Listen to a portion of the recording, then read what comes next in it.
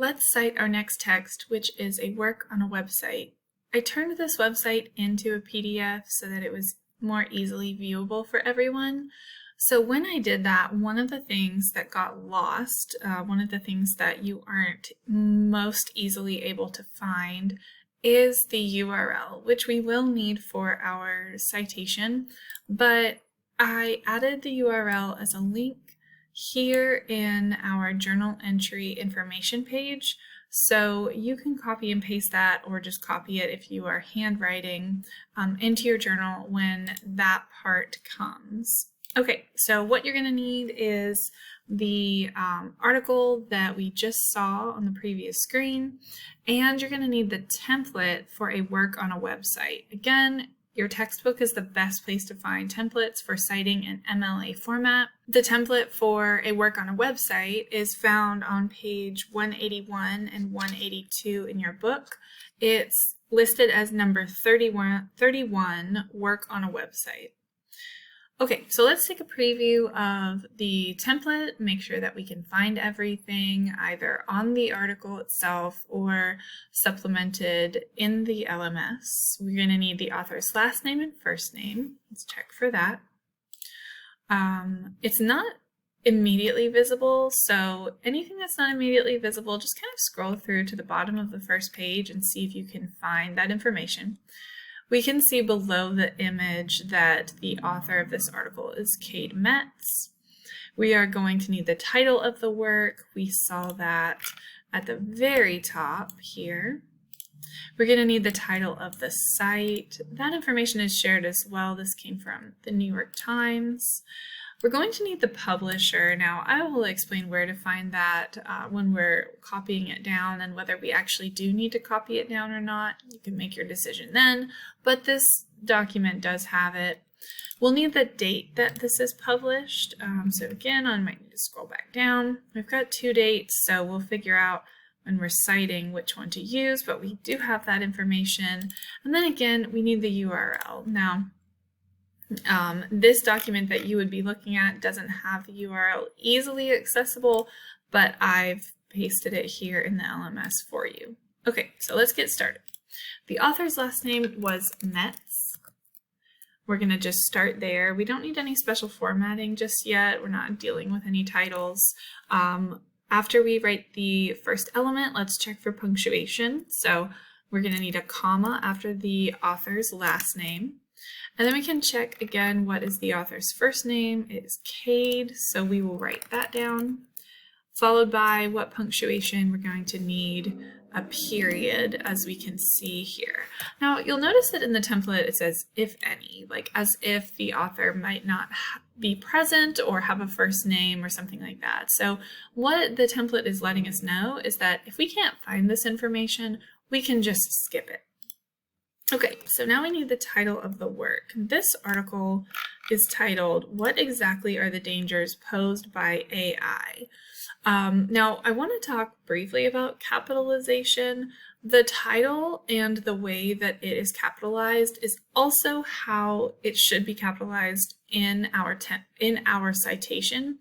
And that's not because we must replicate the original title casing. It's just because it's doing what MLA wants it to do already. So this title is capitalizing all of the major words in the title. It's capitalizing the first word, which will always be capital. It's capitalizing any sort of noun, verb, adverb, and it's not capitalizing the small articles. And that's how MLA format wants you to capitalize.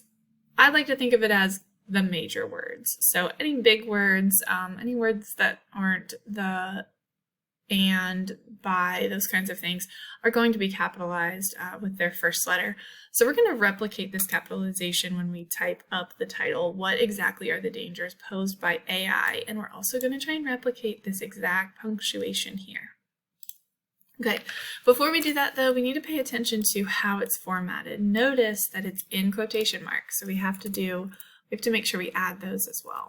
What exactly are the dangers proposed by A period I period question mark, because that is what we saw at the end, A period I period question mark.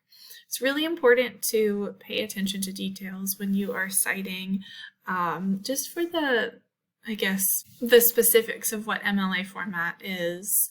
I like to think of formatting as the math of English, where there is a right answer, there is a correct way to do it, whereas most of English, there's no real right answer. It's just what's a good answer.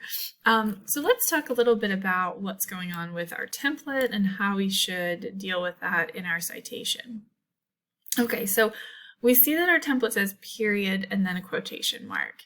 Our question mark is functioning as that final period, so we don't also need to add another period. We have the question mark, it's an ending punctuation, we're all set. So we're going to close out those quotation marks and get ready to add the title of the site. Okay, so if you remember, the New York Times is who has published this article, or this is the website we found it on. And also keep in mind that this formatting is in italics, so that's what we need to place our title in as well. So this is from the New York Times. We're going to follow it up with a comma, but we're going to turn off our italics because we're all done with that. And now we need to put the publisher. So most of the time when you're on a website, the publisher is going to be found all the way at the bottom of the page, somewhere in like a copyright statement. So here we have copyright 2023, the New York Times Company. MLA format has this rule. It says that if the publisher is the same as the title of the site, then you can skip it. You don't need to put the publisher because you don't really need to put the same content 2 times in a row. So for me, the New York Times Company is the same as the New York Times. I'm not going to put the publisher, but if you wanted to put the site as the New York Times and then the publisher as the New York Times Company, because there's that extra word, you could get away with doing that.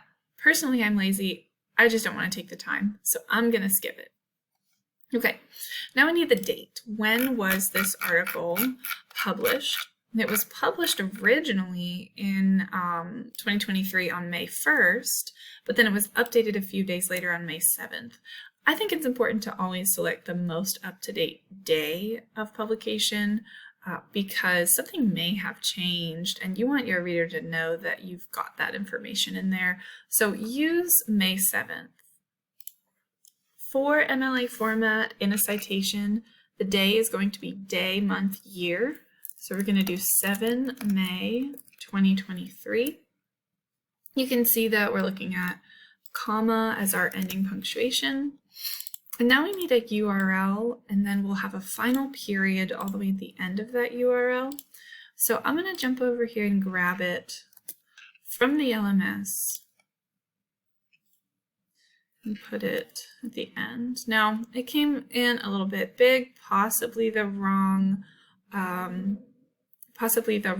font, so I'm just going to fix that so that it matches what I already had going on in my citation in terms of font size and style. And then I need that final period. Now, I'm going to get rid of the blue and the underline because it's not necessary.